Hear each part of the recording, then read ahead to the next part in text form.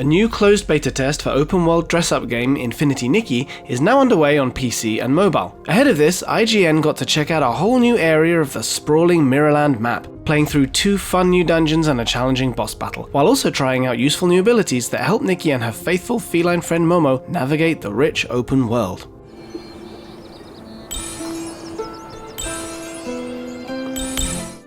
The new locations I visited are known as Stoneville and Stonewood's Abandoned District. They stretch westward from Wishfield, which we explored in the previous demo. In contrast to Wishfield, which was full of lush forests, these are rugged mountainous areas with exposed rocks and soaring cliffs. These characteristic cliffs are called the Stonewoods, and you can tell from the map that these lines of stonewoods of various heights stand atop a massive lake, or maybe even an ocean.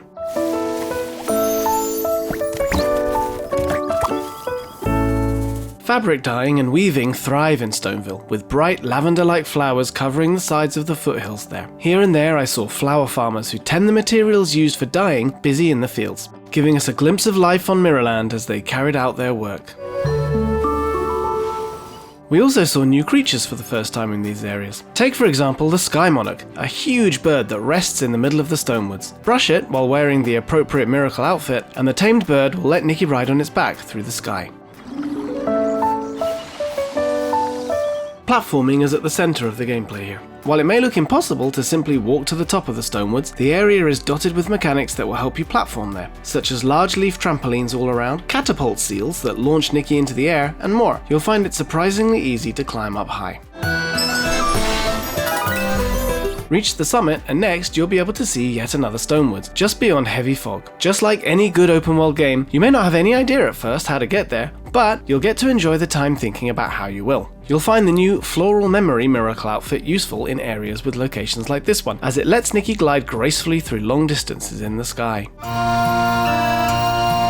Nikki's regular jumps can be made higher and her falling speed made slower using the previously unveiled Bubbly Voyage Miracle outfit. But this new outfit lets you mostly maintain your height and glide for long periods of time after jumping off a tall place, similar to the paraglider in The Legend of Zelda Breath of the Wild. I tried seeing what would happen if I flew toward a distant Stonewoods like the one I just mentioned, and discovered mid-air rings that you can fly through to speed up the Floral Memory outfit's movement, letting me approach at a fairly high clip. There were also items that extend your skill usage time, floating between these acceleration rings, and Nikki had arrived at the Stonewoods that looked so far away in no time at all. Platforming becomes even more important in the Stonewoods Abandoned District, given its extreme verticality. This is because with all the Stonewoods on the map, the flow of platforming up to a high spot, gliding down with your floral memory, then arriving in a new location becomes even more important. While we previously got to experience plenty of fun exploration, varied outfits, a full-featured photo mode and more in Wishfield, these new areas were even more of an expression of what makes Infinity Nikki so special as an open-world platformer.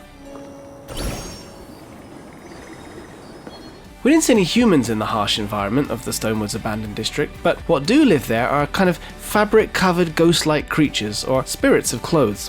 Their village has a little bit of a Halloween vibe, a not scary but spooky theme that's brought to the forefront in the area's new dungeon. Theo, I never expected him to send a human. You're just in time. Step into the dungeon and you're greeted by a train stuffed full of cargo. Halloween ghosts made from large sheets sit in between the goods. But once the train begins to move, the seemingly lifeless ghosts leap into action and try to capture Nikki. It's the kind of common situation you see in movies, where Nikki needs to dash and jump to run from the ghosts while proceeding to the locomotive at the front in order to stop the runaway train. The ghost protocol only activates when the train starts. He must be protecting the artifact and leaving. Nikki gets carried off if the ghosts catch her, forcing you to mash the spacebar to escape. But if you fall off the train while trying to escape, you'll fall to the tracks and take damage. Combined with the immersion of the situation on top of a moving train, my heart was pounding all the way until I made it to the end. Another dungeon saw Nikki and Momo exploring underground caves, connected with wooden transport carts on rails, with platforming elements broken up by thrilling roller coaster-like sections.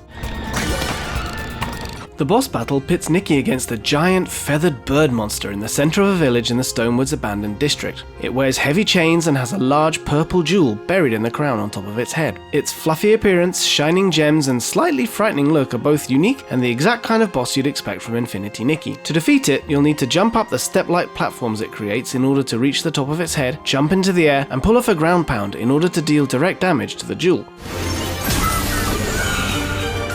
It takes 3 successful slams to defeat the boss, but that's easier said than done. The boss's attack patterns change after each successful attack to keep the player on their toes, shooting beams out of the platforms or summoning crowds of low-level monsters. I only managed to beat it after a number of tries.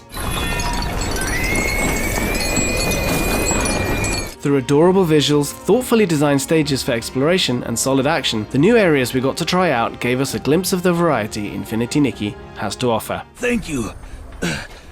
Who are you? For more on all the latest games, keep it locked on IGN.